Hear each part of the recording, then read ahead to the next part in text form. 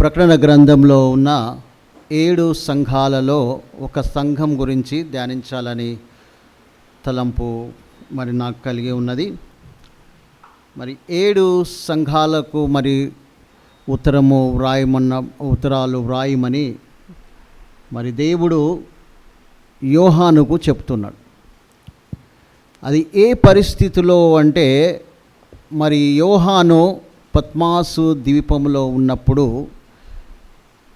ఆ ఉత్తరాలు రాయమన్నప్పుడు మనము చూడగలుగుతాం. ప్రకటన గ్రంథము revolution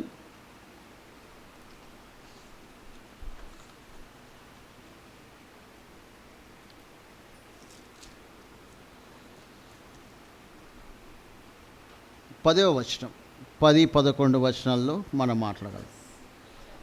revolution 1st chapter 10th and 11. ప్రభు దినమందు ఆత్మవశుడనై ఉండగా బూరధ్వని వంటి గొప్ప స్వరము నీవు చూచుచున్నది పుస్తకములో వ్రాసి ఎఫెసు, స్ముర్నా, పెర్గెము, తుయతైరా, సార్దీస్, ఫిలదెల్ఫియా, లవోదికయ అను 7 సంఘములకు పంపుమని చెప్పుట నా వెనుక వింటిని. అట్లనే 120 లాస్ట్ వర్స్లో చదవండి. నీవు చూచిన 7 నక్షత్రములను గూర్చిన మర్మమును ఆ 7 సువర్ణ దీపస్తంభముల సంగతియు వ్రాయుము. ఆ 7 నక్షత్రములు 7 సంఘములకు దూతలు, ఆ 7 దీపస్తంభములు 7 సంఘములు. ఈ 7 సంఘాలకు దేవుడు ఎందుకు రాయమన్నాడు అంటే అప్పుడు కొరింథీ ఉన్నది, కొలస్సీ ఉన్నది, ఎఫెసీ అయితే ఉన్నది. ఇంట్లో చాలా సంఘాలు స్థాపింపబడి ఉన్నాయి. అపోస్తుల కాలంలో అపోస్తులైన పౌలు కూడా చాలా సంఘాలను స్థాపించినట్టు మనకు తెలుసు. ఈ 7 సంఘాలకే ఎందుకు రాయమన్నాడు అంటే ఆ 7 సంఘాలు ఆ చిన్న ఆసియాలో ఒక రౌండ్గా ఉన్నట్టు అవి చాలా ఫేమస్, చాలా ఆర్థిక రీతిగా ధనవంతులైన ఆ యొక్క సంఘంలో ఉన్నాయి, ఆ సంఘ ప్రాంతంలో ఉన్నాయి. వాళ్ళకు అక్కడ ఈ యొక్క ఉత్తరములు రాస్తే, ఈ లెటర్స్ రాస్తే అందరికీ అది పంచబడుతుందని దేవుని యొక్క ఉద్దేశమై ఉన్నది. యోహాను కూడా అక్కడ పరిచర్య చేసినట్టు, ఎఫెసీ సంఘంలో కూడా పరిశుద్ధుడైన పౌలు పరిచర్య చేసినట్టు కూడా మన వాక్యంలో తేటగా మనం చూడవచ్చును. ఈ 7 సంఘాలలో 7 కాలాలకు కూడా వర్తిస్తాయని కూడా వాక్యోపదేశకులు చాలామంది ఆ రీతిగా చెప్పి ఉన్నారు. ఈ 7 సంఘాలు ఏంటంటే ఎఫెసు, స్ముర్నా, పెర్గెము, తుయతైరా, సార్దీస్, ఫిలదెల్ఫియా, లవోదికయ. ఇవి ఒక్కొక్క కాలమునకు యేసుక్రీస్తు ఈ లోకమునకు వచ్చిన తర్వాత నుంచి యేసుక్రీస్తు ఈ లోకమునకు వచ్చి పరిచర్య చేసి ఆరోహణమైన తర్వాత అపోస్తుల కార్యములలో 2వ అధ్యాయంలో సంఘము ఆ రీతిగా స్థాపింపబడిన తర్వాత అప్పటి నుంచి పీరియడ్, ఒక్కొక్క పీరియడ్కు ఒక్కొక్క కాలమునకు ఒక్కొక్క సంఘము వర్తిస్తుందని తెలుసు. ఆ డీటెయిల్స్ అనేది ఇప్పుడు మనకు అవసరం లేదు. కానీ ఈ లవోదికయ సంఘము లాస్ట్ సంఘం ఏంటంటే ఇది 1900 నుంచి క్రీస్తు రాకడ వరకు సంఘం ఎత్తబడేంత వరకు ఉన్న కాలమును తెలియపరుస్తుంది. ఆ కాలములో ఉన్న ఆ యొక్క సంఘము గురించి వేరే సంఘాల క్యారెక్టర్స్ అవి వేరే రకంగా ఉన్నాయి. ఈ చివరి కాలంలో ఉన్న ఈ 1900 సంవత్సరం, ఇప్పుడు మనం ఏ సంవత్సరంలో ఉన్నాము? 2026లో ఉన్నాం. ఆ 1900 కాలం శతాబ్దం నుంచి క్రీస్తు శకము 1900 నుంచి సంఘం ఎత్తబడేంత వరకు, క్రీస్తు వచ్చేంత వరకు ఈ యొక్క కాలమును తెలియపరుస్తుంది. అందుకే ఈ లవోదికయ సంఘం అనేది మనకు చాలా అవసరమని ఆ ఉద్దేశముతో ఈ సంఘం గురించి ధ్యానించాలని నేను దేవుడు తలంపు నాకు ఇచ్చి ఉన్నాడు. ఈ యొక్క సంఘము ఏంటంటే సంఘము అన్ని సంఘాలకు ఒక్కొక్క పేర్లు ఉన్నాయి. ఈ సంఘంకి వచ్చే పేరు ఏంటంటే లుక్వామ్ చర్చ్ అంట, నులువెచ్చని సంఘము అని ఈ యొక్క చర్చ్కున్న పేరు. అన్నిటికీ వేరే వేరే ఒక పేర్లు ఉన్నాయి. తర్వాత ఎప్పుడన్నా చూద్దాం, వేరే ప్రతి సంఘం గురించి కూడా ధ్యానించవచ్చు. కానీ ఈ లుక్వామ్ చర్చ్ అనేది లవోదికయ సంఘానికి ఉన్న పేరు ఏంటంటే లుక్వామ్ చర్చ్ అంటే నులివెచ్చని స్థుతి అన్నట్టు. ఇది అందరికీ వర్తిస్తుంది. ఎంత ఆత్మీయ రీతిగా ఎంత సీనియర్ అయిన వ్యక్తి అయినా కూడా ఈ నులివెచ్చని స్థితి అనేది వస్తూనే ఉంటుంది. ఆ నులివెచ్చని సంఘం గురించి దానికి ఉన్న క్యారెక్టర్స్ ఏంటి, మరి దేవుడు ఏ రీతిగా దాన్ని గద్దిస్తున్నాడు, హెచ్చరిక చేస్తున్నాడు, వార్నింగ్ ఇస్తూ ఉన్నాడు, ఏ రకంగా వాళ్ళని పిలుస్తున్నాడు, కాల్ చేస్తూ ఉన్నాడు, వాళ్ళకున్న బహుమతులు ఏంది. ఇక దుఃఖకరమైన విషయం ఏంటంటే అన్ని విషయాలు 6 సంఘాలలో కూడా కొంత మట్టుకు దేవుడు మెచ్చుకున్నాడు, కొంచెం మెప్పులున్నవి, అప్రిషియేషన్ ఉన్నది. కానీ ఈ సంఘంలో మాత్రము అప్రిషియేషన్ అనేది లేనే లేదు. అంటే ఈ కాలములో మనమున్న ఈ క్రీస్తు శకం 1900 సంవత్సరం నుంచి ఉన్న సంఘానికి మెప్పుకోలు అనేది ఏమాత్రం లేదు, అప్రిషియేషన్ అనేది లేనే లేదు. అన్నిట్లో ఉన్న 6 సంఘాలకు ఉన్నది. నీలో ఈ యొక్క మంచి కార్యం ఉన్నది, నీవు ఈ రకంగా నికోలతులను నీవు గద్దించున్నావు, నీలో బిలాము బోధ లేదు, ఈ రీతిగా కొన్ని మెచ్చుకోళ్ళు ఉన్నాయి. నీకు ఒకటి ఎఫ్ఎస్సి సంఘం తీసుకుంటే నీ మొదటి ప్రేమను విడిచితివి అంటాడు. మంచి లక్షణాలు ఉన్నాయి, మంచి క్యారెక్టర్స్ ఉన్నాయి. సో కాబట్టి ఈ యొక్క సంఘము అనేది మరి ఈ లవదోకే సంఘం విషయంలో మాత్రము ఏ విధమైన అప్రిషియేషన్ లేదు, మెప్పుకోలు అనేది ఏమీ లేదు. చాలా బాధాకరమైన విషయం. ఆ పీరియడ్లో ఉన్న ఆ సంఘానికి ఉన్న క్యారెక్టర్స్ ఏదై ఉన్నాయో ఈరోజు కూడా ప్రతి సంఘంలో ఉన్నది. అందుకే మనం ఎంత జాగరూలమై ఉండాలనో, ఎంత జాగ్రత్తగా ఉండాలనో మనం ఆలోచించవలసిన అవసరమైనది. మొట్టమొదటిగా ఏంటంటే సంఘము అనేది ఒక డెఫినేషన్ను మనము గమనిస్తే, సంఘం అనే నిర్వచనము మనకు బాగా గ్రహిస్తే సంఘముకి ఎంత ప్రాముఖ్యత ఇవ్వాలో అంత ప్రాముఖ్యత ఇస్తాం. మనం చాలా నిర్లక్ష్యంగా ఉంటాం. ఏదో ఒక సండే రోజు వస్తే సరిపోతుంది అనే ఒక భావన అనేది వచ్చేసింది. ఆ సంఘం యొక్క అర్థం కానీ ఆ సంఘం యొక్క మీనింగ్ కానీ నీవు ఒకవేళ బాగా అవగాహన చేసుకుంటే ఆ సంఘంకి ఎంత ప్రిఫరెన్స్ ఇస్తావో మనము ఎంత ప్రిఫరెన్స్ ఇవ్వవాలో మనం ఆలోచించవచ్చు. మొట్టమొదటిగా ఏంటంటే ఎఫెసీలకు రాసిన పత్రిక సంఘం యొక్క డెఫినేషన్ ఇక్కడ మనము చూడవచ్చు. ఎఫెసీలకు రాసిన పత్రిక 5వ అధ్యాయము మనకు తెలిసిన రిఫరెన్స్ ఏది? 5వ అధ్యాయం 27 నుంచి 20 క్లబ్ పైన చదవండి. పురుషులారా మీరును మీ భార్యలను ప్రేమించుడి, అటువలే క్రీస్తు కూడా సంఘమును ప్రేమించి అది కలంకమైనను ముడతయైనను అట్టిది మరి ఏదైనను లేక పరిశుద్ధమైనది గాను నిర్దోషమైనది గాను మహిమగల సంఘము గాను ఆయన తన ఎదుట దానిని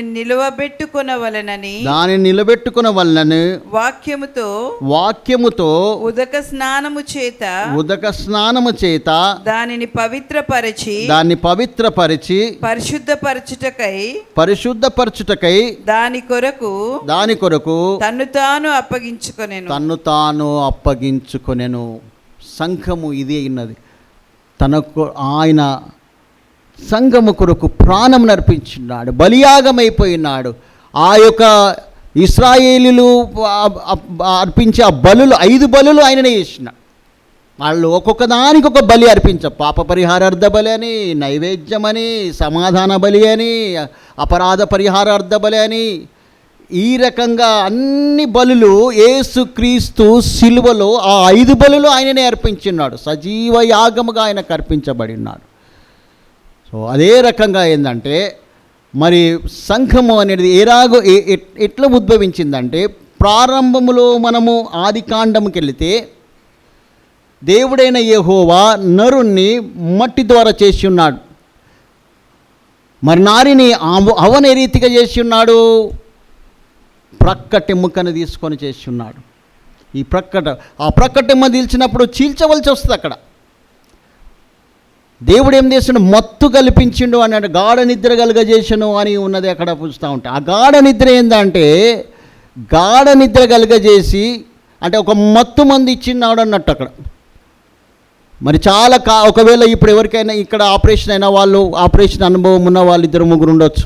నాకైతే ఇంతవరకు ఆపరేషన్గా ఏది కాలేదు. ఇంకా ఆపరేషన్ అయినప్పుడు ఏం చేస్తారు? అనెస్థీసియా అనేది ఇస్తారు. అనెస్థీసియా ఇస్తే ఏంటి, వాళ్ళకి ఏ విధమైన ఉంటుంది, మంచిగా ఆపరేషన్ చేస్తారు. మరి అనెస్థీసియా లేనప్పుడు ఎట్లా? కాళ్ళు చేతులు కట్టుకొని కోసేవాళ్ళు. ఏదైనా గడ్డ అయినా ఏదైనా ఆపరేషన్, మన ఇప్పుడైతే డెలివరీ అయినా ఏదైనా కూడా కాళ్ళు చేతులు అక్కడ పట్టుకొని ఆపరేషన్ చేసేవాళ్ళు. ఘోరంగా అక్కడనే మన ఆపరేషన్ టేబుల్ దగ్గర కూడా చనిపోయేటోళ్ళు. ఈ మొత్తం మందిని కనుక్కున్న వారు ఎవరు అంటే, ఎందుకంటే సందర్భం వచ్చింది కాబట్టి, మరి జేమ్స్ సింప్సన్ అనేట ఆయన దైవ భక్తి గల డాక్టర్. ఆయన ఈ యొక్క సందర్భాలు ఎన్నో చూసిండు. ఎంత బాధపడుతూ వాళ్ళు విలవిల్లాడుతూ ఉంటే, ఆపరేషన్ చేస్తూ ఉంటే, కట్ చేస్తూ ఉంటే టేబుల్ మీద, ఆ ఆపరేషన్ టేబుల్ మీద వాళ్ళు బాధపడుతుంటే ఆయన విలపించిండు, బాధపడి ఉన్నాడు. ఆయన ఒక మంచి క్రైస్తవుడు, దేవుని యొక్క భయభక్తులు కలిగిన బిడ్డ. ఆయన ప్రార్థన చేసి, ప్రభువా దీనికి ఏదైనా ఒక సొల్యూషన్ తీసుకోవాలంటే, మరి ఆయన ఈ యొక్క ఆదికాండం చదివినప్పుడు ఆదాముకు గాఢ నిద్ర కలుగజేసను అన్నప్పుడు, అప్పుడు ఆయన ఆ యొక్క అనెస్థీసియా అనేది, ఆ మత్తు మందు అనేది కనిపెట్టినాడు. మీరు నెట్లో చూసుకుంటే కూడా తెలుస్తుంది, జేమ్స్ సింప్సన్ అనేట ఆయన. సో ఈ రకంగా ఆ సందర్భం వచ్చిన వారు చెప్పిన కాబట్టి, ఎందుకంటే మన బైబిల్లో ఈ ఆధునిక యొక్క సాంకేతికకు ఎంత ఈ లేటెస్ట్ అంటారు. బైబిల్లో ఎప్పుడో దేవుడు ప్రారంభంలోనే మత్తు మంది ఇచ్చిన మత్తు మందు దేవుడు ఆ రీతిగా మరి ఆ యొక్క గొప్ప కార్యం, దాన్ని బట్టే ఈ యొక్క అనెస్థీసియా అనేది లేకుంటే ఈ యొక్క మత్తు మందు కనిపెట్టబడిన, అది నాకు చెప్పడం అవసరం. సో ఈ రకంగా అవ్వను ఆ యొక్క ప్రక్కటెముకల నుంచి ఆదామును గాయపరిచి ఏ రీతిగా అవ్వమ్మను బయటకు తీసిండో, అదే రకంగా యేసుక్రీస్తు కూడా సిలువలో తన ప్రక్కటెముకలో నుంచి అది గుచ్చినప్పుడు సంఘము అనేది ఉద్భవించింది. శ్రమతో ఇటువంటి సంఘము తన యొక్క శ్రమలో తన గాయపరచబడి ఆ యొక్క జన్మించిన ఆ యొక్క సంఘము ఈ రకంగా పాడైపోవట, నులువెచ్చనితనంగా ఉండట ఎంత బాధకరమో ఒకసారి మనం చూడాలి. మనం కూడా మనం ఇప్పుడు లవోదికీయ సంఘంగా అనుకోవాలి. మనం అక్కడ ప్రవేశం కలిగి ఉండాలి. అది ఆ రకంగా మనం ఆ లవోదికీయ సంఘంలోనికి వెళితేనే ఆ యొక్క సబ్జెక్టు, ఆ విషయం సరి అయిన రీతికి అవగాహన మనకు కలగలుగుతాం, అర్థం చేసుకోగలుగుతాం. నేను ఉన్నానా, నేను నులువెచ్చనితనంగా ఉన్నానా అని ప్రశ్న వేసుకుంటేనే, ఎవరము పరిశుద్ధులము కాదు, కానీ ప్రశ్న అనేది మనం ఈ లోకంలో ఉన్నంతవరకు ఆ పోరాటం మనకు ఉండవలసిందే. సో ఇక లవోదికీయ సంఘం గురించి వస్తే ఏంటంటే, ఇది ఏంటంటే ఇక లవోదికీయ సంఘంలో ఒక దుఃఖకరమైన విషయం ఏంటంటే, లూకాసు వార్త 18:8 ఏముందంటే, అయినను మనుష్య కుమారుడు వచ్చినప్పుడు భూమి మీద విశ్వాసం కనుగొనునా అని ఒక ప్రశ్న వేసిండు యేసుక్రీస్తు ప్రభువు. విశ్వాసం లేదంటున్నాడు. పాస్టర్ గారు చెప్తూ ఉంటారు విశ్వాసం గురించి, మనకు విశ్వాసం ఉండాలి, పదే చెప్తూ ఉంటారు. విశ్వాసమే మనకు ఆధారం. ఎందుకంటే మనం యేసుక్రీస్తుని మనం చూడలేదు. మన విశ్వాసము యొక్క నిర్వచనం కూడా హెబ్రీయులకు రాసిన పత్రిక 11వ అధ్యాయం కూడా ఇంటికి వెళ్ళి చదవండి. కానీ మరి విశ్వాసం యొక్క అదృశ్యమైన వాటి గురించి, ఉన్నవన్నట్టుగా రుజువైనది, అదృశ్యమైనది ఉన్నవన్నట్టుగా, లేని వాటిని ఉన్నవంటుగా, యేసుక్రీస్తుని నేను చూసి ఉన్నాను, ఆయన నన్ను ముట్టుతున్నాడు, నన్ను స్వస్థపరుస్తూ ఉన్నాడు అని ఒక అవగాహన అనేది, అదే విశ్వాసమైనది. సో కాబట్టి ఏంటంటే, అయినను మనిషి కుమారుడు వచ్చినప్పుడు భూమి మీద విశ్వాసం కనుగొనునా అని ఈ యొక్క లవోదికీయ సంఘము అవిశ్వాసంలో ఈ యొక్క లవోదికీయ సంఘంలో కనిపిస్తూ ఉన్నది. ఇంకా ఈ యొక్క లవోదికీయ అంటే ప్రజల తీర్పు, ప్రజల న్యాయము అని అర్థమై ఉన్నది. ప్రజల తీర్పు లేకుండా ప్రజల న్యాయం అని దీని అర్థమై ఉన్నది. అదే రకంగా ఏంటంటే, ఇది ఆసియా మైనరు, ప్రస్తుతము ఇక్కడ ఆసియా, చిన్న ఆసియా అంటారన్నాడు. ఇప్పుడున్న టర్కీ ప్రదేశంలో ఈ యొక్క సంఘము ఉన్నట్టు మనము గమనించవలసినది. అది అప్పుడు ఏంటంటే, ఆ కాలంలో ఏంటంటే సంపన్నమైనది వాణిజ్య కేంద్రం, హెవీ బిజినెస్. ఇప్పుడు మన యొక్క ఒకవేళ ఇండియాలో చూసుకుంటే బాంబే, ఇప్పుడు హైదరాబాద్ కూడా అయింది. మంచి బిజినెస్ సెంటర్స్ అయిపోయినాయి. ఆ రకంగా ఆ కాలంలోనే వాణిజ్య సెంటర్ అయినది అది. మరి అదేంటంటే బాగా ఆర్థిక రీతిగా సంపన్న స్థితి కలిగినది. ఇప్పుడు అమెరికా ఎట్లా డబ్బు ఉన్నదో అంటూ ఉంటాం కాబట్టి ఆ రకంగా డబ్బు ఉన్నది. ఇంకొకటి ఏంటంటే అక్కడ ప్రాముఖ్యమైన ఒకటేనంటే ఫేమస్ ఆ కాలంలోనే ఒక కంటి వైద్యశాల ఉన్నది, ఒక హాస్పిటల్ అనేది ఉండేదంట ఆ కాలంలోనే. అక్కడ కంటికి సంబంధించిన ఒక మందు అనేది అక్కడ దొరుకుతూ ఉండేదంట. ఖరీదైన నల్లని ఉన్ని కూడా అక్కడ తయారు చేసేవాళ్ళని. ఇంకొకటి ఏంటంటే ఇక్కడ తీవ్రమైన కలుషితమైన నీరు ఉంటుందంట. నీరు అనేది సరిగా లేదు. ఎక్కడి నుంచో అక్కడ మరి ఎత్తైన స్థలం నుంచి పైపుల ద్వారా కాలువల ద్వారా దాన్ని తీసుకొచ్చే వాళ్ళంట వాళ్ళకి నీరు. ఆ నీరు అక్కడ వేడిగా ఉండేదంట. ఇక్కడికి వచ్చేసరికి అది నులివెచ్చని కదా. అంటే వాళ్ళ యొక్క సంఘానికి ఏంటంటే వాళ్ళకున్న వాతావరణం కూడా సరిపోయింది. సో ఆ రకంగా ఏంటంటే లవదికయ సంఘమును గురించి కూడా మరి కొలస్సీలకు రాసిన పత్రిక 2:1, కొలస్సీలకు రాసిన పత్రిక 13-14 వచనంలో మనము చూడగలుగుతాం. అదే అప్పుడు మనకు అవసరం లేదు. సో ఇక్కడనే కాదు లవదికయ సంఘము, ఇక్కడ కూడా కొలస్సీలో కూడా పరిశుద్ధులైన పౌలు రాసిన పత్రికలలో కూడా లవదికయ సంఘం గురించి ఉన్నట్టు మనము తెలుసుకుంటే చాలు. అయితే నెక్స్ట్ ఏంటంటే క్యారెక్టర్ ఆఫ్ క్రైస్ట్. ఈ యొక్క యేసు క్రీస్తు యొక్క లక్షణాలు ఏమి ఉన్నవి? క్యారెక్టర్ ఆఫ్ క్రైస్ట్ ఏమంటున్నాడు ఇక్కడ? ఆమెన్ అనువాడును, నమ్మకమైన సత్య సాక్షియు, దేవుని సృష్టికి ఆదివునైన వాడు వ్రాయినదే చెప్పునదేమనగా అంటాడు. యేసు క్రీస్తు యొక్క లక్షణాలు ఇక్కడ ఎంత స్పష్టంగా ఉన్నవో చూడండి. ఆమెన్ అనువాడు. నెహెమ్యా గ్రంథము 8వ అధ్యాయం 6వ వచనంలో మనం చూడవచ్చు. నెహెమ్యా 8:6 తీయండి, చదవండి. నెహెమ్యా 8వ అధ్యాయం 6వ వచనం.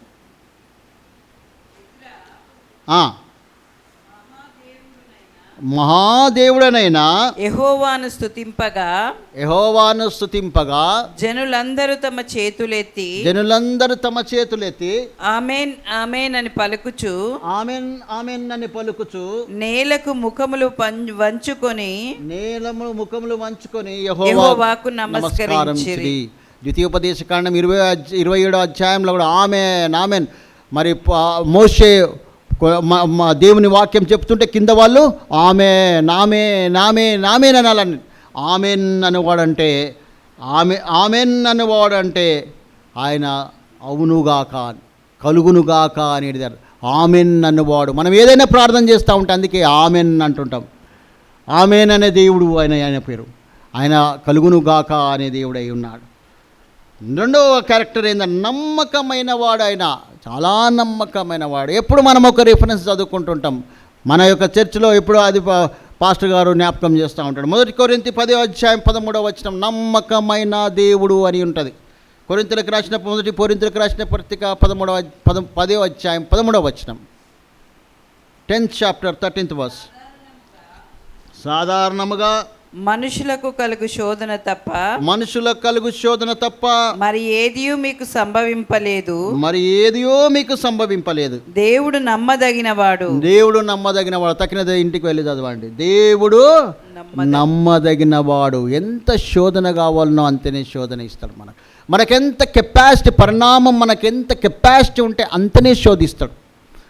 దాన్ని తప్పించుకుంటే మార్గం కూడా ఇస్తాడని కింద ఉంటుంది మనకు. దాని మార్గం కూడా అందుకే ఆయన నమ్మదగిన దేవుడు అయి ఉన్నాడు. ఆయన నమ్మదగిన దేవుడు. అదే రీతిగా ఏంటంటే అదే రకంగా 1 కొరింథీ 1:9 కూడా ఉంటుంది. ఆయన నమ్మదగిన దేవుడు అయి ఉన్నాడు. ప్రతి విషయంలో నమ్మవచ్చు. ఆయన ఎప్పుడో అబ్రహాముకు ఆయన వాగ్దానం ఇచ్చిండు. నీ సంతానము 4వ తరం వారు ఐగుప్తు దేశంకు వెళ్ళి తిరిగి వచ్చేస్తారంట అని తెలివిచ్చున్నాడు.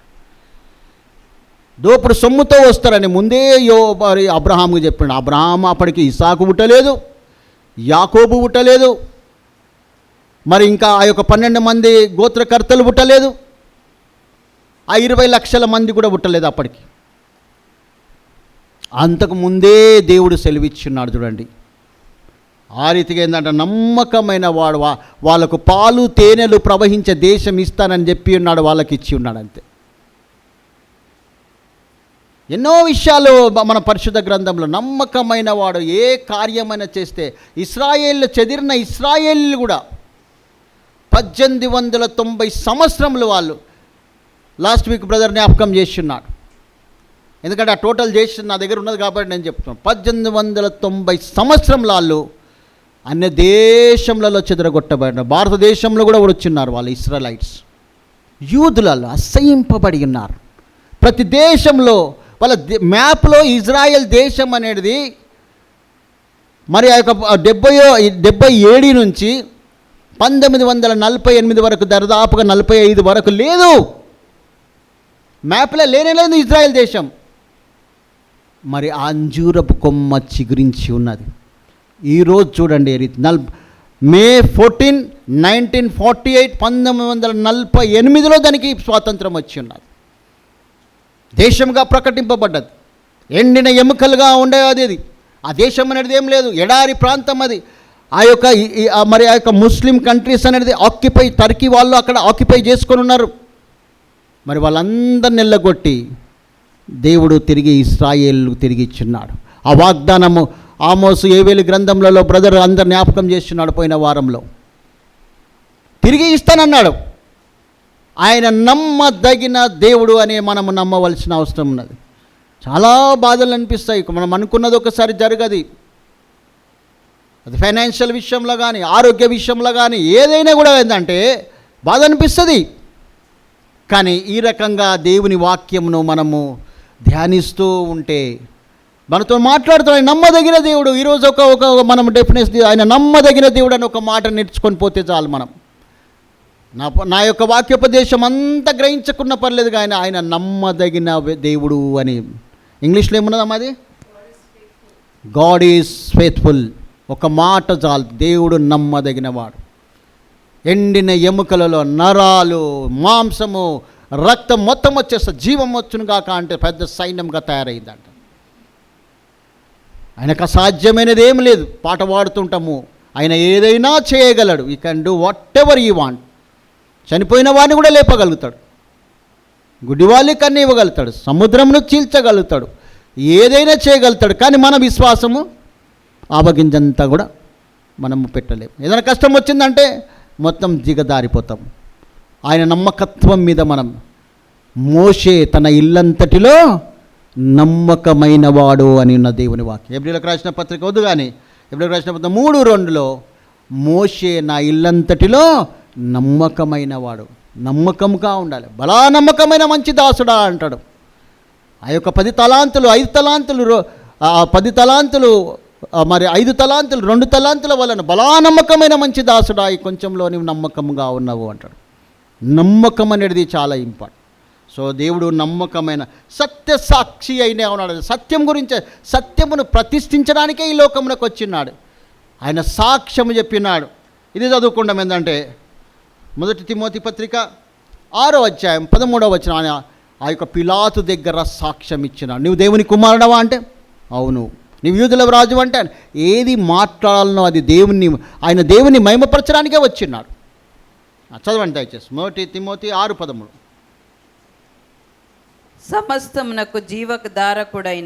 సమస్తమునకు జీవధారకుడైన దేవుని ఎదుటను పొంతి పిలాతు నొద్ద ధైర్యముగా ఒప్పుకొని సాక్ష్యం ఇచ్చిన క్రీస్తు యేసు ఎదుటను సాక్ష్యమైన సత్య సాక్షి అయినాడు. సత్యమును గురించే సాక్షి ఇచ్చే దేవుడు అయినాడు. మొదటి క్యారెక్టర్ ఆమెన్ అనువాడు. రెండవది నమ్మకమైన సత్య సాక్షియు దేవుని. మూడవ క్యారెక్టర్ దేవుని సృష్టికి ఆదియునైన వాడు. ఆది అందున్నాడు. ఇంటికి వెళ్ళి మీరు ధ్యానపూర్వకంగా చదవండి. ప్రొవర్బ్స్ సామెతల గ్రంథం 8వ అధ్యాయము 22 నుంచి 31 వచనముల వరకు కూడా మొత్తం ఆయన దేవుని దగ్గర ఆ యొక్క భూమి పుట్టక ముందు, భూమి రవ్వంతే కలగక ముందు, సముద్రముకు సరిహద్దులు లేనప్పుడు నేను అక్కడ ఉంటాను, నేను ప్రధాన శిల్పినై ఉంటేనే అంటుంటాడు. అనేకమైన మాటలు ఉన్నాయి. ఒక్క మాట చదవండి, 22వ వచనం ఒక్కటి చదవండి. సామెతల గ్రంథం 8:22. పూర్వకాలం ముందు తన సృష్టారంభములో తన కార్యములలో ప్రథమమైన దానిగా యెహోవా నన్ను కలుగజేసెను అండు. పూర్వకాలం నందు దేవుని సృష్టికి ఆదియునైన వాడు సెలవిస్తూ ఉన్నాడు. అంత శక్తిమంతుడు సెలవిచ్చినా కూడా లవదిక సంఘం యొక్క పరిస్థితి ఏ రీతిగా ఉన్నదో మనకు తెలుసు.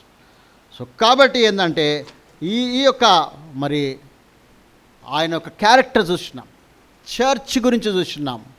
ఫస్ట్ సి ఏంటంటే చర్చ్, సెకండ్ సి ఏంటంటే మరి ఆయన యొక్క క్యారెక్టర్ ఆఫ్ క్రైస్ట్ చూస్తున్నాం. మూడవ సి ఏంటంటే క్రిటిసిజం, ఆయన ఏ రకంగా కండెమ్నేషన్ అనేది చేసి ఉన్నాడు. 6 విషయాలు మనం ఇక్కడ చూడవచ్చు. ఇంటికి వెళ్ళి మీరు డీటెయిల్గా చదువుకోండి, నేను బ్రీఫ్గా అది చెప్తాను. 6 విషయాలు. నీ క్రియలను నేను ఎరుగుదును అంటున్నాడు. దాదాపుగా మనం గురించి మనకు తెలియదు. నేనంత బాగున్నాను, నాలో ఏ తప్పు లేదు, నేను మంచిని. సాధారణంగా ఎవరైనా చనిపోయేటప్పుడు దేవుడు ఎందుకు నాకు అన్యాయం చేసినా, నేను ఎవరికి అన్యాయం చేసినా నేను ఒక బుడ్డిగా ఏడుస్తూ ఉంటారు, అర్ధరహితంగా ఏడుస్తూ ఉంటారు కొంతమంది. సో కాబట్టి దేవునికి ఆయనకు తెలివి, ఆయన మరుగైనది ఏమీ లేదు. హృదయాంతరంగంలోనే పరిశీలిస్తాడు ఆయన. పాతాళమును అగాధ కూపమును ఆయనకు కనిపించును, నరుని హృదయము మరితేటగా ఆయనకు కనిపించినాడు. అగాధ కూపము కూడా, నువ్వెక్కడున్న ఆకాశంలో కూడా నువ్వు ఎగురినా కూడా నేను అక్కడ ఉంటాను. 139వ కీర్తన అంటాడు. ఆయనకు మరుగైనది ఏం లేదండి. నతానియేలు ఆ చెట్టు కింద, అంజూరపు చెట్టు కింద ఉన్నప్పుడే నేను చూసిన అన్నప్పుడు ఆయన ఆశ్చర్యపోతున్నా. నీకెట్లా తెలుసు అంటాడు. నీవు ఈ కార్యం చూసినావు, ఇంతకంటే గొప్ప కార్యములు నీవు చూస్తావు అంటాడు. నీవు ఆ చెట్టు కింద ఉన్నప్పుడే నేను చూసిన అంటాడు నతానియేలును. ఆయనకు ఏదైనా రేపేమి జరిగిన వర్తమాన భూత భవిష్యత్ కాలంలోని కూడా ఇక్కడ ప్రకటన గ్రంథంలో పదే జ్ఞాపకం చేస్తూ ఉంటాడు. అన్ని కాలంలో ఉండేవాడు ఆయన, ప్రతి కాలంలో ఉండేవాడు, ప్రతి సమయంలో ఉండేవాడు. ప్రత్యేకంగా ఏంటంటే నేను యవనస్తులైన వారికి కానీ ప్రతి ఒక్కరికి నేను చెప్పేది ఏంటంటే దేవుడు చూస్తాడంటే మనం ఏదైనా చూడవచ్చు. ప్రేమ విషయంలో కానీ స్త్రీ మరి యవనస్తులు మాట్లాడుకోవడం కానీ ఏమో తెలియదు అనుకుంటారు. తల్లిదండ్రులకు తెలియకపోవచ్చు, మోసం చేయవచ్చు. కానీ దేవుడు చూస్తున్నాడు అనే భయం నీలో ఉంటే నువ్వు తప్పకుండా ఆ యొక్క శోధన నుంచి నేను తప్పించుకోగలుగుతాను. దేవుడు చూస్తున్నాడు నన్ను. ఆ దేవుడు నేనేం మాట్లాడుతున్నా, ఒక్కొక్కసారి కోపంలో మనం డొల్లిపోతూ ఉంటాం. అప్పుడు ఈ దేవుడు ఇక్కడ దేవుడు ఉన్నాడు కదా, నా హృదయంలో జీవించుచున్నాడు యేసు ప్రభువు, నా హృదయంలో ఉన్నాడు అంటున్నాడు. మరి అప్పుడు లేడా? చాలా బాధగా ఎన్నోసార్లు అంటాము, ఎన్నోసార్లు స్లిప్ అయిపోతుంటాం, ఎంతో అవుతుంటాం. అప్పుడు దేవుడు ఒకవేళ మధ్యగా అక్కడ ఒకవేళ మేఘ స్తంభంలాగా ఒక దేవుడు అక్కడ ఉంటే, దేవుని ఆత్మ నీకు ఉంటే, దేవుడి ఆత్మ నీతో మాట్లాడుతూ ఉంటే ఎక్కడ కూడా తప్పు చేయడానికి మనకు ఆస్కారం ఉండదండి. అందుకే ఏంటంటే మనకు సంచకరువు అయిన పరిశుద్ధాత్మను ఆయనకి ఇచ్చినాడు. ఆయన మనకు ఇచ్చిన మన హృదయంలో ఉన్నాడు ఆయన. మన కోపం వచ్చినా, తాపం వచ్చినా, దుఃఖం వచ్చినా, బాధ కలిగినా ఏదైనా గేహాజీతోని మంచిగా అంటాడు ఎలీషా, నా ఆత్మ నీతోని రాలేదా? ఆ వస్తువులు నీవు తిరిగి వెళ్ళి నయమాను దగ్గర అవి తీసుకొని వస్తున్నప్పుడు నా ఆత్మ నీతోని రాలేదా అంటాడు. అంటే ఆయన ఆత్మ, దేవుని ఆత్మ ఎప్పుడు మనల్ని ఆవరిస్తూ ఉంటుంది. నువ్వు క్రీస్తులో తిరిగి జన్మిస్తే, దేవుని బిడ్డవైతే, దేవుని ఆత్మ నిన్ను ప్రతిసారి నీ యొక్క దోషారోపణ నీ మీద చేసి, నేను మనసాక్షి, ప్రోక్షింపబడిన మనసాక్షి నీ మీద దోషారోపణ చేస్తూనే ఉంటుంది. మన మనసాక్షి అండి అన్నిటికంటే మనల్ని దోషారోపణ ఎవరు చెప్పే అవసరం లేదు మనకు. 1 యోహాను పత్రిక 3వ అధ్యాయంలో చాలా స్పష్టంగా ఉంటుంది.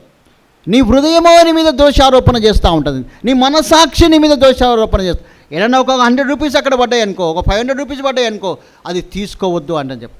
లేకుంటే ఎవరైనా అంటే ముందు వెళ్ళిపోయిన వారు పడిపోయినాయి నీకు తెలుసు, నీ మనసాక్షి ప్రోక్షింపబడిన మనసాక్షి అయితే ఆ డబ్బులు నువ్వు ఇస్తావు. ఈవెన్ హిందూ వేరే వాళ్ళు కూడా, ఎవరైనా వేరే ఎవరి వాళ్ళు కూడా ఇవ్వచ్చు. అంటే వాళ్ళ మనసాక్షి అనేది స్ట్రాంగ్గా ఉన్నది. దేవుడు లేకుండా కూడా వాళ్ళు మనసాక్షి బలంగా ఉంటారు. దేవుడు కలిగిన మనము ఇంకెంత బలంగా మనం ఉండాలి. మన మనసాక్షి మన మీద దోషారోపణ చేయకుండా ఉండాలి. సో కాబట్టి ఈ రకంగా ఏంటంటే మరి దేవునికి తెలియనిది ఏం లేదు, సమస్తం ఆయనకు తెలుసు. సో చాలా జాగ్రత్తగా మాట విషయంలో మరి గత బేస్తవారం విషయంలో, మాట విషయంలో లాస్ట్ బేస్తవారం, ఈ బేస్తవారం మాట విషయంలో మాట ఒక చిన్న మాట, చిన్న నాలుక ఒక అడవినంతా కాల్చేస్తుందంట. ఒక చిన్న మాట ఇక పెళ్ళిళ్ళలో కానీ అక్కడిక్కడ కానీ జరుగుతూ ఉంటాయి. ఒక చిన్న మాట వెళ్తే పెద్దగా అయిపోయింది. ఇక పెళ్లి కొడుకు పెళ్లి కుమారుడు కూడా లేచి వెళ్ళిపోయిన డిస్టర్బెన్స్ అయిన వాటి కూడా ఉన్నాయి. చిన్న ఏదో మాట, ఈ మాట అంటాడా అని అంటాను. పెళ్ళిళ్ళు ఉండకుండా కూడా వెళ్ళిపోతారు. చిన్న మాట ఏదైనా కూడా. అందుకే అంత చిన్న మాట నా నాలుకను ఏ రీతిగా సాధన, ప్రపంచంలో అన్ని సాధన చేస్తామంట కానీ నాలుక ఒక్కటి సాధన కదా. సో కాబట్టి ఈ రకంగా ఎంత జాగ్రత్తగా ఉండాలనో మనము ఒకసారి గమనించుకోవాల్సి. సో కాబట్టి ఏంటంటే ఈ యొక్క మరి 6 క్యారెక్టర్లు ఏంటంటే నీ క్రియలు నేను ఎరుగుదును అంటున్నాడు. రెండవ విషయం ఏంటంటే నువ్వు చల్లగానైనా లేవు, వెచ్చగానైనా లేవు, నువ్వు చల్లగానైనా హెచ్చగానే ఉండనే మేలు, నువ్వు వెచ్చగానైనా చల్లగానే ఉండక నులువెచ్చగా ఉన్నావు అంట. ఇది లుక్వామ్ చర్చ్ లవదోకియా సంఘం యొక్క పరిస్థితి అయి ఉన్నది, స్థితి అయినది.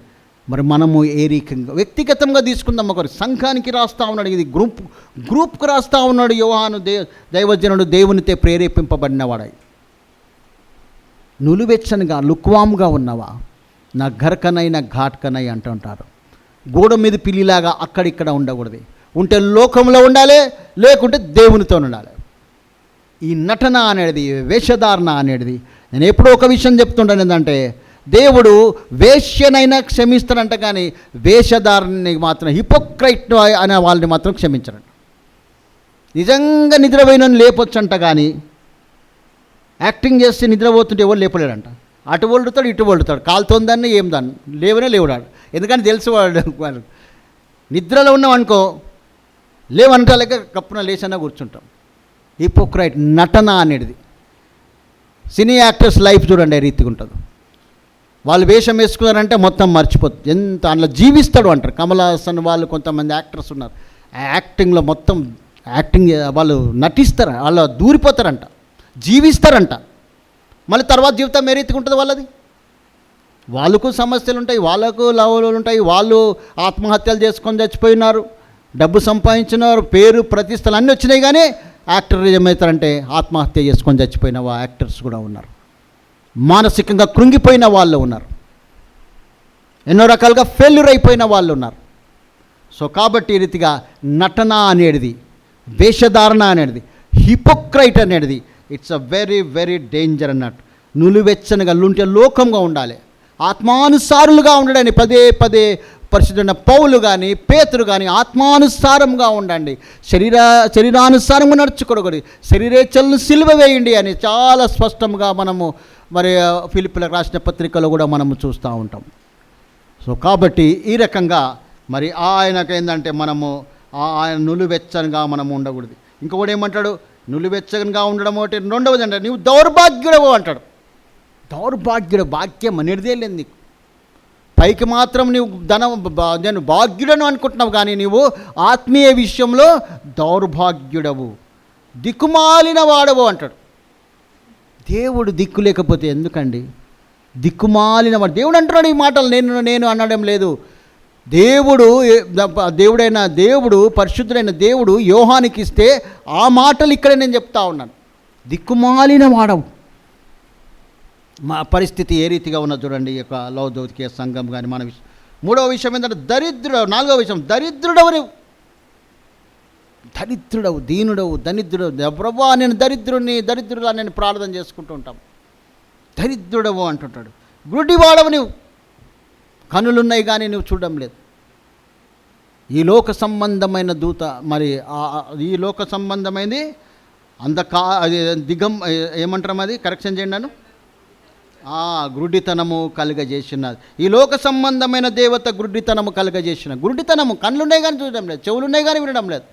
అందుకే పదే చెప్తా ఉంటారు ఈ యొక్క వాక్యంలో, చెవి గలవాడు ఆత్మ సంగములతో చెప్పుచున్నావా వినుగాక అంటాడు. నీవు ఎలాగునిచున్నావో చూడము అంటున్నాడు. ఈ జనులు వినుదురు కానీ వారి హృదయం నాకు దూరంగా ఉంటుంది అంటాడు.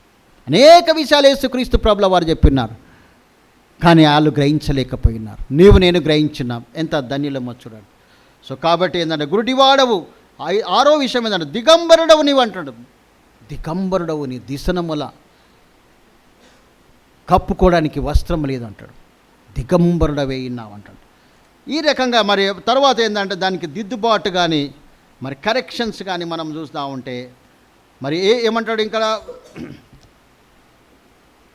18వ వచనం,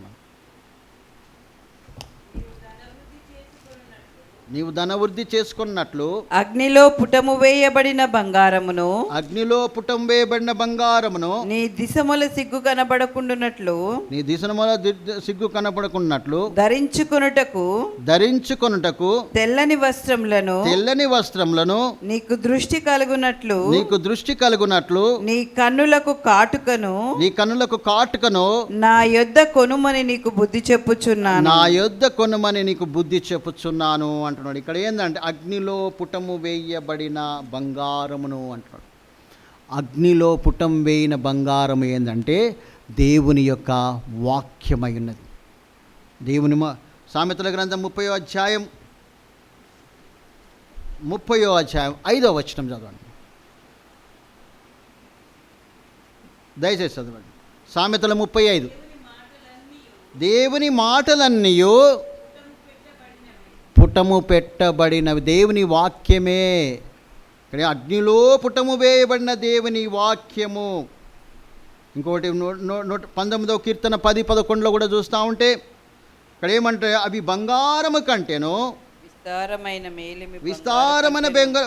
మెలిమి బంగారము కంటేను కోరదగినవి, తేనె కంటెను జుంటి దేనెల కంటెను మధురమైనవి, వాటి వలన నీ సేవకుడు లాభము పొందు హెచ్చరిక పొందును అంటుంటాడు. అది కూడా చదవండి 11వ వచనం.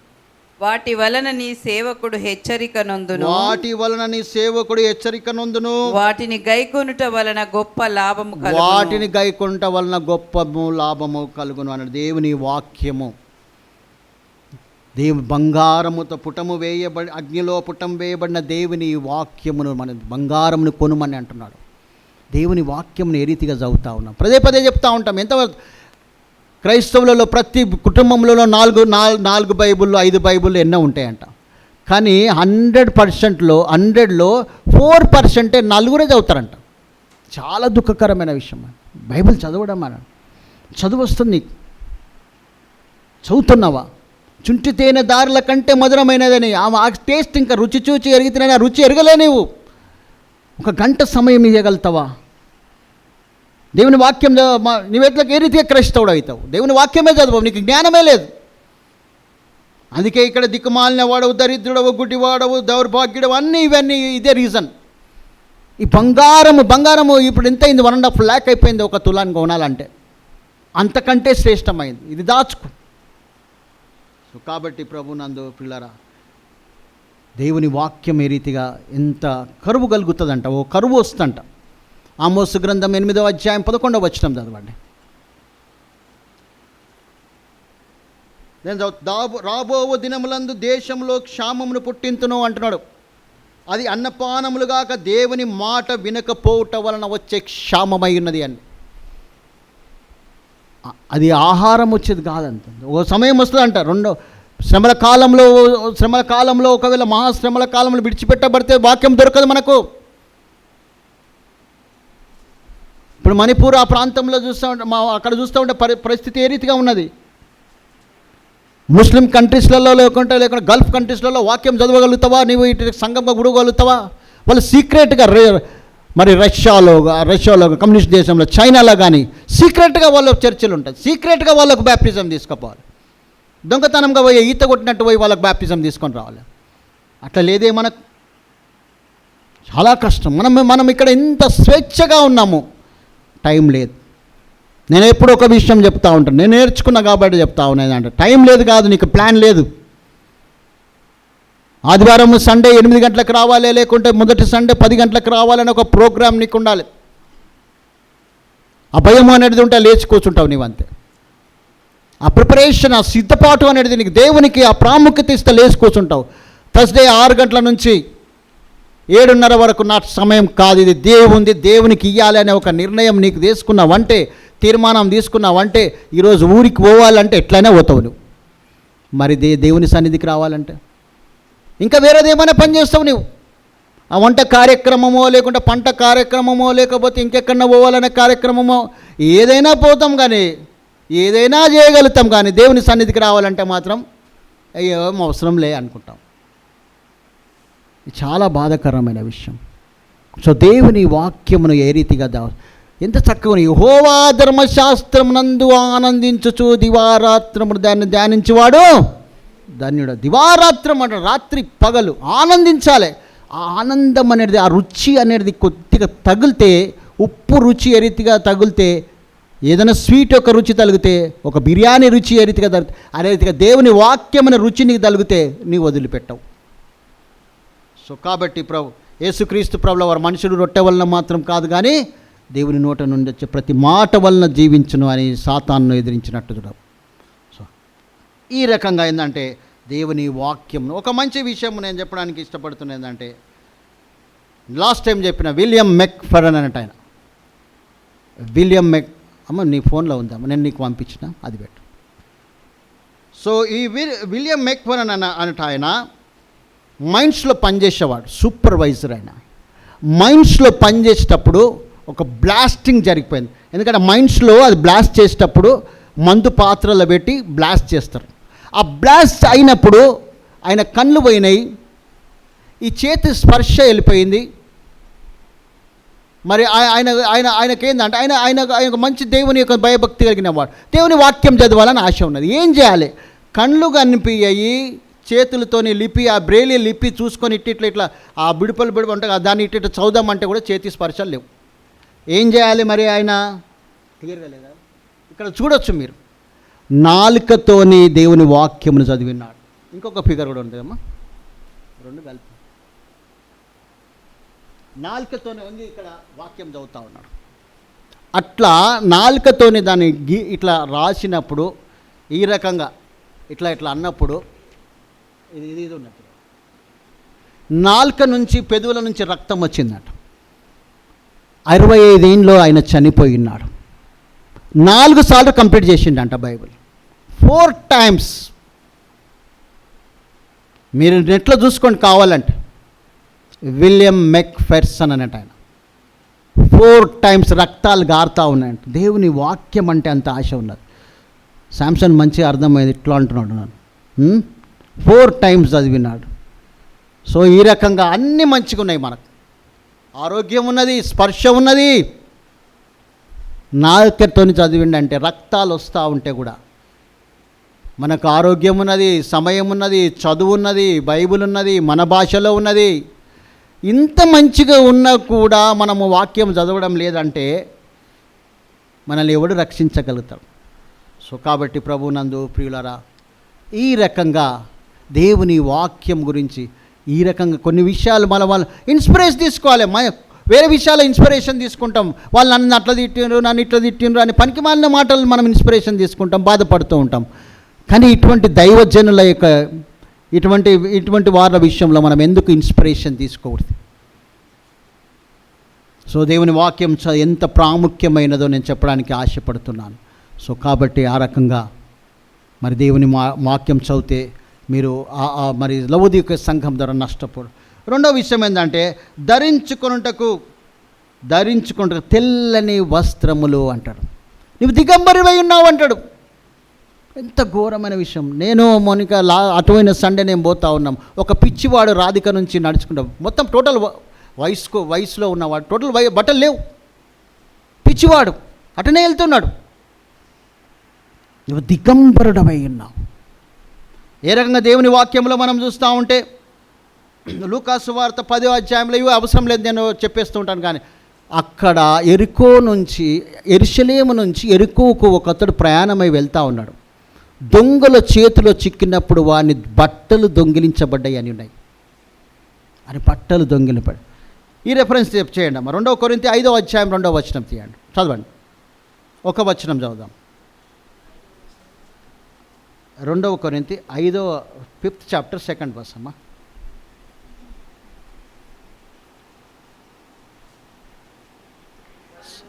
మనము దిగంబరములో కాక దిగంబరులము కాక, వస్త్రము ధరించుకునిన వారముగా చాలు, కనబడును. వస్త్రముగా దిగంబరులము కాక వస్త్రమును ధరించుకున్న వారమైనాం. సో ఈ రకంగా ఎరికో పట్టణం, ఇంకొకటి కూడా యాక్ట్స్ అపోస్తల కార్యం 19వ అధ్యాయం 16వ వచనంలో కూడా ఉంటుంది. అక్కడ కూడా దిగంబరుడుగా చేసినారు. వేరే యేసు నామం పౌలు అద్భుతాలు చేస్తున్నారంటే ఒక యూదుడు, ఆయన కూడా ఒక దయ్యములు పట్టిన వాడిని యేసు నామమున స్వస్థపంట. నువ్వు ఆ దయ్యం అంటే నీవెవరో నాకు పౌలు ఎవరో తెలుసు, నాకు యేసు ఎవరో తెలుసు, నీవు యేసు వాడవు కాదంట అని చెప్పి వాని మీద అటాక్ చేసి దిగంబరుగా చేస్తున్నాడు. దిగంబరుగా ఆ దయ్యాలు ఏం చేసినాయంటే, నువ్వు తెలిసి ఎవరో, నువ్వు కాదు, నువ్వు యేసుని ఎరిగిన వాడవు కాదు అంటని చెప్పి వాడిని కొట్టి లోబర్చుకొని బట్టలు ఉడదీసి దిగంబరుడుగా చేస్తున్నారు. ఇక దిగంబరుడుగా ఉన్నవంట దేవుడు ఎంతగా ఎంత గద్దిస్తున్నాడో చూడండి. ఈరోజు నిన్ను నన్ను కూడా గద్దిస్తున్నాడా? మరి ఏ వస్త్రంలో ఉన్నాయో వేసుకుందామో చూద్దాం. ప్రకటన గ్రంథం 7వ అధ్యాయం 13, 14 వచనాలు తీసి చదువుదాం. ఇక్కడ వస్త్రములు ఏ రీతిగా ఉన్నాయో, ఏ వస్త్రాలు ధరించుకోవాలి. పెద్దలలో ఒకడు తెల్లని వస్త్రములు ధరించుకొని ఉన్న వీరెవరు? తెల్లని వస్త్రము ధరించుకున్న వీరెవరు? ఎక్కడ నుండి వచ్చిరని నన్ను ఎక్కడ నుండి అడిగెను. వచ్చిరని అడగగా, అందుకు నేను అయ్యా అయ్యా నీకే తెలియననగా నీకే తెలియననగా అతడు ఈలాగు నాతో చెప్పాను. అతడు ఇలాగు నాలుతో చెప్పాను, వీరు మహాశ్రమల నుండి వచ్చిన వారు, వీరు మహాశ్రమల నుండి వచ్చిన వారు, గొర్రెపిల్ల రక్తములో తమ వస్త్రములను ఉదుకుకొని వస్త్రములను ఉతుక్కొని వాటిని తెలుపు చేసుకొనిరి. చాలు, వాటిని తెలుపు తీసుకున్నారు. గొర్రెపిల్ల యేసు క్రీస్తు యొక్క రక్తములో మన వస్త్రమును తెలుపు చేసుకోవాలి. ఉతుక్కొని అంటున్నారు, తెలుపు చేసుకొని ఉన్నారు అంటున్నారు. వస్త్రములు లేకుంటే దిగంబరులైన యేసు క్రీస్తు యొక్క రక్తమును బట్టి ఆ యొక్క వస్త్రములు తెలుపు చేసుకొని తెల్లని వస్త్రం అంటే పరిశుద్ధుల యొక్క క్రియలై ఉన్నాయి. క్రియలేని విశ్వాసము వ్యర్థం. మన క్రియలు ఏ రీతిగా ఉన్నాయి? సో కాబట్టి చివరికి ఏంటంటే, నీ దృష్టి కలుగున్నట్లు నీ కనులకు కాటుకను నా యొద్ద కొనుకొనమంట. కాటుకను, కను దృష్టి ఏ రీతిగా ఉన్నది? జబ్బు లేయా జబ్బు కళ్ళు కలది అన్నట్టని యాకోబు ఇష్టపడలేదు. జబ్బు కళ్ళు కలదు. రాహేలు అందంగా ఉన్నది కాబట్టి రాహేలుని ఇష్టపడ్డా ఉన్నాడు. నీ కన్నులు ఏ రీతిగా ఉన్నాయి? సో కాబట్టి ఈ రీతిగా 119వ కీర్తన 18వ వచనంలో ఏముంటుంది? 119, 18వ వచనం.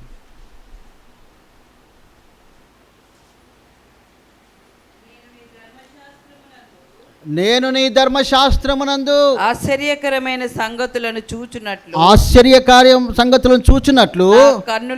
నా కన్నులు తెరువు. ఈ గుడ్డివానికి కన్నులు తెరువుమని యేసుక్రీస్తు ప్రభువు ఉన్నప్పుడు వాని కన్నులు తెరవబడ్డది.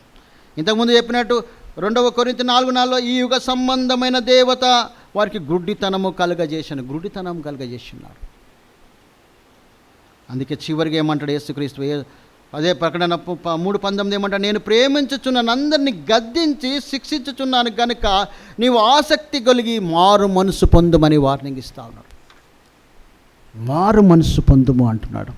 ఎందుకంటే ఆయన ప్రేమిస్తున్నాడు. అయినా కూడా తప్పిన కుమారుని కూడా, ప్రాడిగల్ సన్ని కూడా దేవుడు తండ్రి ప్రేమిస్తూనే ఉన్నాడు. తను దూరం వెళ్ళిపోయినా కూడా అతడు ప్రేమిస్తూనే ఉన్నాడు. మరి ఏమని మనకు పిలుపు ఇస్తున్నాడు, ఆహ్వానం ఏ రీతిగా ఇస్తున్నాడో మరి ఇక్కడ ఇదిగో నేను తలుపు, అది చదవండి. ఇదిగో నేను తలుపు నొద్ద నిలుచుంటి తట్టుచున్నాను.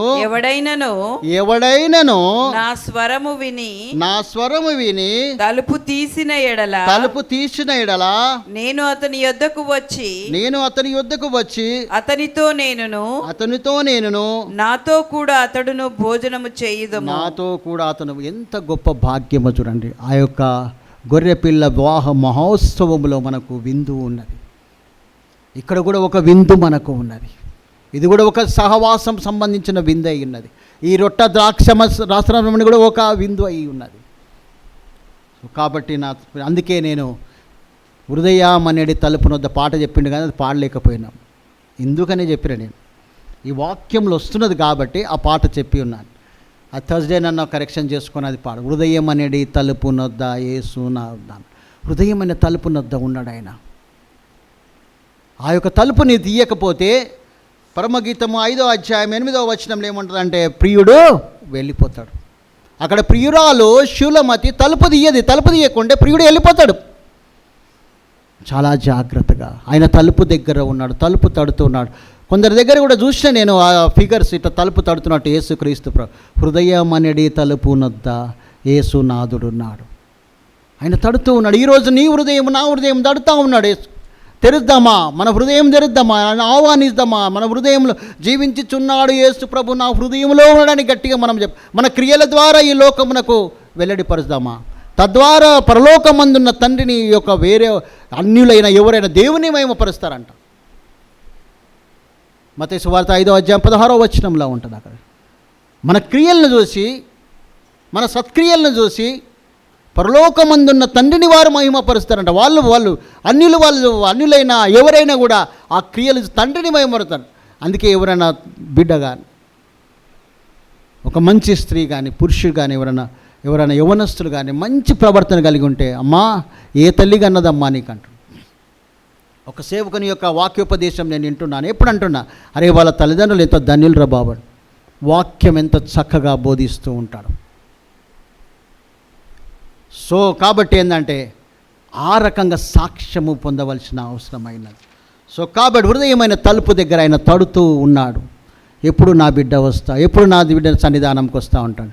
నాకు ఒక విషయము బ్రదర్ కృష్ణ కానీ మన పాస్టర్ గారు కూడా అన్నారు, వచ్చేవారి గురించి ప్రార్థన చేద్దామని. నాకు అది ఇంతకుముందు చెప్పిన నేను ఒకసారి, కానీ తర్వాత చెప్పడం లేదు, ఏమైనా బాధపడతారేమని.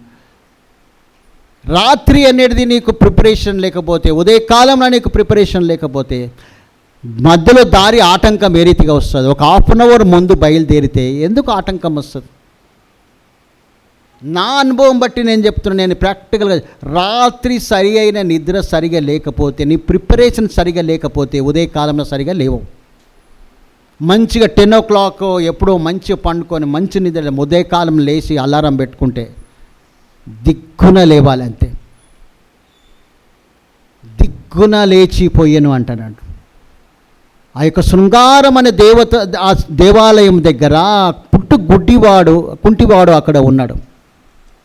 ఏమైనా ఇస్తారో బా యోహాను వీళ్ళు చాలా, ఎందుకంటే ఆ మహిమను చూసిండో ఏమో ఆ కుంటివాడు, వీళ్ళు చాలా గొప్పగా ఉన్నది, బంగారం వెండి ఇస్తారేమో అనుకున్నాడు.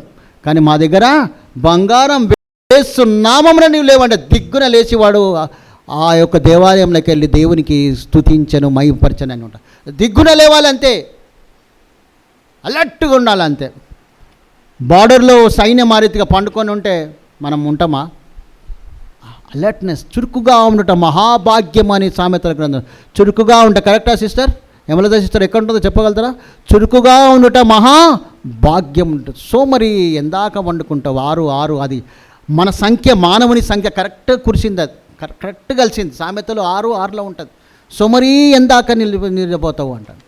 సో కాబట్టి ఈ రకంగా మనకు చాలా క్విక్గా ఉండదు. చివరిగా మనం ఏమంటే మరి శిక్ష ఏ రీతిగా ఉంటుందో చూద్దాం. 3:16 అక్కడనే ఉన్నాడు, నేను నా నోట నుండి నిన్ను ఉమ్మివేయ నుద్దేశించున్నాను. ఎంత నేను దేవుని సంఘంకి వచ్చినా, కానుకలు ఇచ్చినా, దశమభాగం ఇచ్చినా, ఏదో ఆదివారం ఒక రోజు రమ్మంటే వస్తున్నా, బేస్తవారం అయితే నాకు కుదరది, ఎందుకు ప్రభా నేను ఎవరో నేను ఎరగను, నీ నోట ఉమ్మివేస్తాను అంటున్నాడు. ఇంత కఠినంగా ఇక్కడ రాయబడలేదండి దేవుని వాక్యం. ఇశ్రాయేళ్ల విషయంలో అన్నాడు, ఇక్కడ కూడా నూతన నిబంధనలో నీ నోట ఎందు ఉమ్మివేయని ఉద్దేశించుతున్నావు. శిక్ష ఏ రీతిగా కఠినంగా ఉన్నది చూడండి, పనిష్మెంట్ చాలా గౌరవంగా ఉన్నది.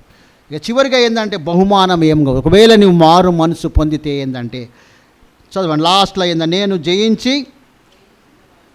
చదవండి 21వ వచనం, భోజనం చేసిన తర్వాత 21వ వచనం, నేను జయించి నా తండ్రితో కూడా ఆయన సింహాసనమునందు కూర్చుండి ఉన్న ప్రకారము జయించిన వానిని నాతో కూడా నా సింహాసనమునందు కూర్చుండనిచ్చేదను. ఎంత గొప్ప భాగ్యం! ఆయన సింహాసనం మీద కూర్చుండనిస్తానంటారా అంటే ఎంత గొప్ప భాగ్యమో చూడండి. యోసేపుకు కల భావం చెప్పినందుకు 2వ సింహాసనం మీద కూర్చుని ఫరో. అదే రకంగా అహేశ్వరోషి అయిన మొర్దెకైని కూడా రెండో సింహాసనమే ఇచ్చింది. కానీ మనల్ని ఆయన సింహాసనం కూర్చుండబెట్టెను అంటాడు. ఎఫెసీలకు రాసిన పత్రికలో చాలా స్పష్టంగా ఉంటుంది. ఎఫెసీలకు రాసిన పత్రికలో చాలా 2:16 ఆ ప్రాంతం 21, 22లో ఉంటుంది. ఆయనతో కూడా మనల్ని కూర్చుండబెట్టెను అంటాడు. ఆయన సింహాసనం దగ్గర కూర్చుండబెట్టి ఉన్నాడు. సో కాబట్టి ప్రభు నందు లవొదియొక్క సంఘంలాగా నీవు నేను మరి ఏ రకమైన మరి మనము మరి ఏ హెచ్చరిక అయినా మనము స్వీకరిస్తున్నాము, యాక్సెప్ట్ చేస్తున్నాము, అంగీకరిస్తున్నాము. వాక్యం విషయంలో పుటము వేయబడిన, ఇక్కడ ఏమంటున్నాడు, అగ్నిలో పుటం వేయబడిన బంగారమును కొనమంటున్నాడు, వస్త్రములు కొనమంటున్నాడు, కంటికి కాటుకను కొనమంటున్నాడు. చేస్తే ఆయనతో మనతో భోజనం చేసి నివాసం చేస్తా అంటున్నాడు. ఆయన సింహాసనం మీద కూర్చుండబెడతాను అంటున్నాడు. ఎంత గొప్ప భాగ్యం చూడండి. లేకుంటే విడిచిపెట్టబడతామండి. ఎంత ఘోరమైన విషయమో చూడండి. మరి నీవు నేను పరీక్షించుకుందామా? ప్రభు బలను సమీపిద్దాం.